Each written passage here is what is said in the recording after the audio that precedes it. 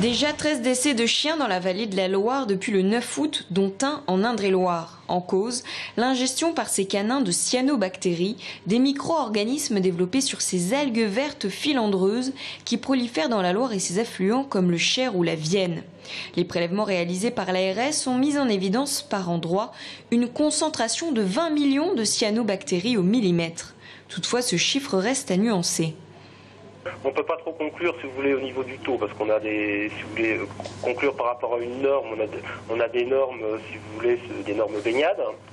Par contre, là, on s'est forcé de faire des prélèvements directement sur la masse algale, donc ça biaise, si vous voulez, les modalités de prélèvement. Donc on peut juste dire effectivement que le type d'algues prélevées, c'était bien des cyanobactéries.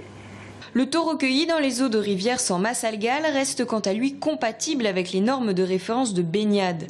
Bien qu'ayant toujours existé, ces algues toxiques se sont particulièrement développées cette année en raison des fortes chaleurs et du niveau particulièrement bas des eaux de la Loire. Sans oublier la présence de nitrates agricoles et phosphates urbains venant alimenter ces cyanobactéries.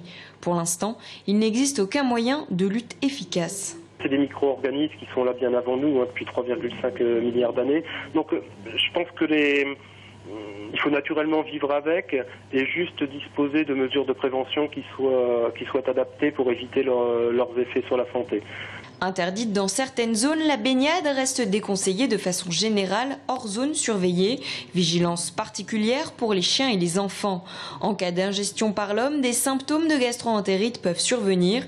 Une irritation de la peau, du nez, des yeux ou de la gorge peuvent apparaître en cas de contact direct avec la peau.